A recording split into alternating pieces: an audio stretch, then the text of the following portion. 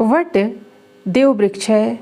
What वृक्ष के मूल में भगवान ब्रह्मा, मध्य में जनार्दन विष्णु तथा अग्रभाग में देवाधिदेव शिव स्थित रहते हैं। देवी सावित्री भी वट वृक्ष में प्रतिष्ठित रहती हैं।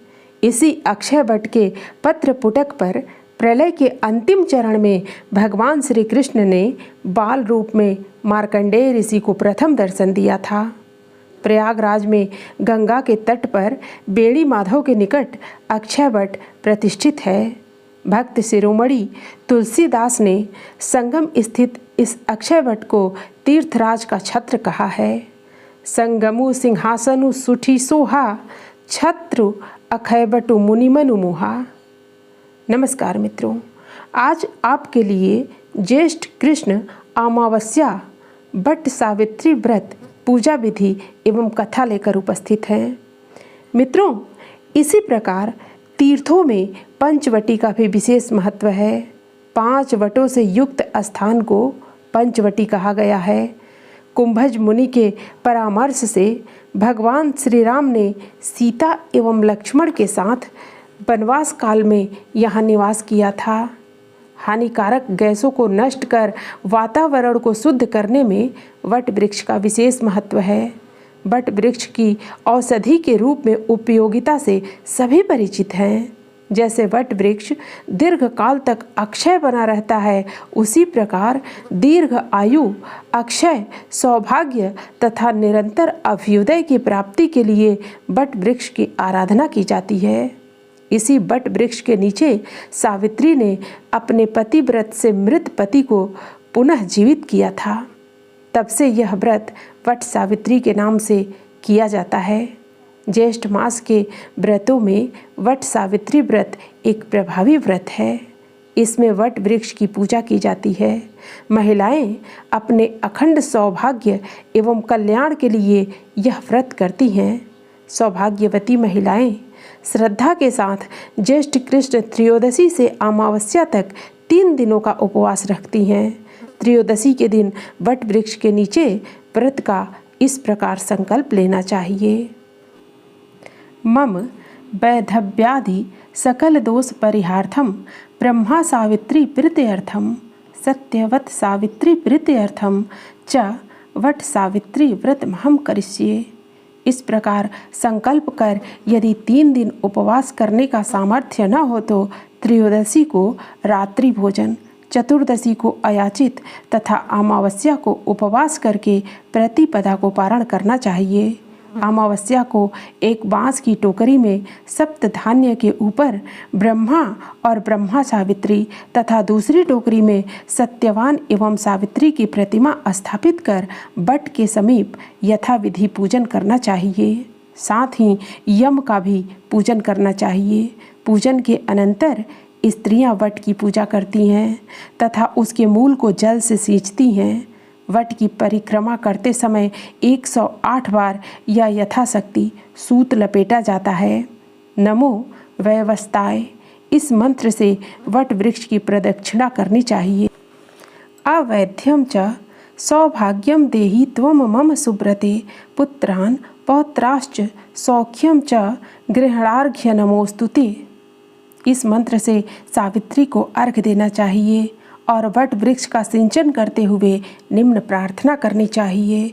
वट सिंचामि ते मूलम सलीलैर मृतोपमय यथा शाखा प्रशाखाभिर्वृधो असि त्वं महितले तथा पुत्रैश्च पौत्रैश्च संपन्नम कुरु मा सदा। चने पर रुपया रखकर बायने के रूप में अपनी सास को देकर आशीर्वाद लिया जाता है। सौभाग्य पिटारी और पूजा सामग्री किसी योग्य ब्राह्मण को दी जाती है। सिंदूर, दर्पण, मौली, काजल, मेहंदी, चूड़ी, माथे की बिंदी, हिंगुल, साड़ी, स्वर्ण आभूषण इत्यादि वस्तुएं एक बांस की टोकरी में रखकर दी जाती हैं। यही सौभाग्य पिटारी के नाम से जानी जाती है। सौभाग्यवती स्त्रियों का भी पूजन होता है। कुछ महिलाएं केवल अमावस्या को 1 दिन का ही व्रत रखती हैं। इस व्रत में सावित्री सत्यवान की पुण्य कथा का श्रवण करती हैं। आइए कथा सुन लेते हैं।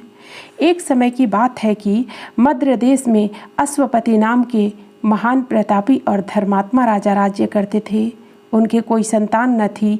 पंडितों के कथनानुसार राजा ने संतान हेतु यज्ञ करवाया। उसी के प्रताप से कुछ समय बाद उन्हें कन्या की प्राप्ति हुई, जिसका नाम उन्होंने सावित्री रखा। समय बीतता गया, कन्या बड़ी होने लगी। जब सावित्री को वर खोजने के लिए कहा गया तो उसने द्युमत्सेन के पुत्र सत्यवान को पति रूप में वरण कर लिया। इधर यह बात जब नारद जी को मालूम हुई तो वे राजा अश्वपति के पास आकर बोले कि आपकी कन्या ने वर खोजने में बड़ी भारी भूल की है। सत्यवान गुणवान तथा धर्मात्मा अवश्य है, परंतु वह अल्प आयु है। 1 वर्ष बाद ही उसकी मृत्यु हो जाएगी। नारद जी की बात सुनकर राजा उदास हो गए। उन्होंने अपनी पुत्री को समझाया, पुत्री, ऐसे अल्पायु व्यक्ति से विवाह करना उचित नहीं है, इसलिए तुम कोई और वर चुन लो। इस पर सावित्री बोली, तात, आर्य कन्याएं अपने पति का वरण एक ही बार करती हैं, अतः अब चाहे जो हो मैं सत्यवान को ही वर रूप में स्वीकार करूंगी। सावित्री के दृढ़ रहने पर आखिर राजा अश्वपति विवाह का सारा सामान और कन्या को लेकर वृद्ध सचिव सहित उस वन में गए, जहाँ राज श्री से नष्ट अपनी रानी और राजकुमार सहित एक वृक्ष के नीचे द्युमत्सेन रहते थे। विधि विधान पूर्वक सावित्री और सत्यवान का विवाह कर दिया गया। वन में रहते हुए सावित्री सास ससुर और पति की सेवा में लगी रही। नारद जी के बतलाए अनुसार पति के मरण काल का समय पास आया तो वह उपवास करने लगी। नारद जी ने जो पति की मृत्यु का दिन बतलाया था, उस दिन जब सत्यवान कुल्हाड़ी लेकर लकड़ी काटने के लिए वन में जाने को तैयार हुआ, तब सावित्री भी अपने सास ससुर से आज्ञा लेकर उसके साथ वन को चली गई। वन में सत्यवान ज्यों ही पेड़ पर चढ़ने लगा, उसके सिर में असह्य पीड़ा होने लगी। वह सावित्री की गोद में अपना सिर रखकर लेट गया। थोड़ी देर बाद सावित्री ने देखा कि अनेक दूतों के साथ हाथ में पास लिए यमराज खड़े हैं। यमराज सत्यवान के अंगुष्ठ प्रमाण जीव को लेकर दक्षिण दिशा की ओर चल दिए। सावित्री भी यमराज के पीछे पीछे चल दी। सावित्री को आते देख यमराज ने कहा, हे पति परायणे, जहाँ तक मनुष्य मनुष्य का साथ दे सकता है, वहाँ तक तुमने अपने पति का साथ दे दिया। अब तुम वापस लौट जाओ। यह सुनकर सावित्री बोली, जहाँ तक मेरे पति जाएंगे वहाँ तक मुझे जाना चाहिए, यही सनातन सत्य है। यमराज ने सावित्री की धर्मपरायण वाणी सुनकर वर मांगने को कहा। सावित्री ने कहा, मेरे सास ससुर अंधे हैं, उन्हें नेत्र ज्योति दें।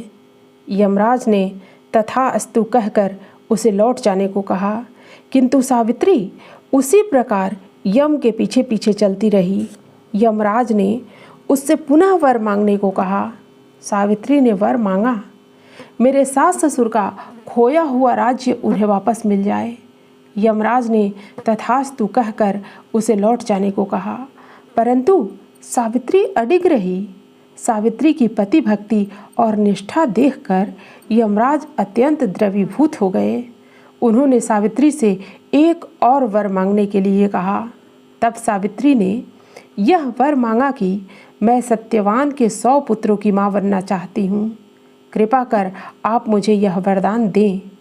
सावित्री की पति भक्ति आदि से प्रसन्न हो इस अंतिम वरदान को देते हुए यमराज ने सत्यवान को अपने पास से मुक्त कर दिया और वे अदृश्य हो गए। सावित्री अब उसी वट वृक्ष के पास आई। वट वृक्ष के नीचे पड़े सत्यवान के मृत शरीर में जीव का संचार हुआ और वह उठकर बैठ गया। सत्यवान के माता पिता की आंखें ठीक हो गईं और उनका खोया हुआ राज्य वापस मिल गया। इससे सावित्री के अनुपम व्रत की कीर्ति सारे देश में फैल गई। इस प्रकार यह मान्यता स्थापित हुई कि सावित्री की इस पुण्य कथा को सुनने पर तथा पति भक्ति रखने पर महिलाओं के संपूर्ण मनोरथ पूर्ण होंगे और सारी विपत्तियाँ दूर होंगी। प्रत्येक सौभाग्यशाली नारी को वट सावित्री का व्रत रखकर यह कथा सुननी चाहिए। मित्रों, फिर मिलते हैं अगली प्रस्तुति में नए प्रसंग के साथ। धन्यवाद।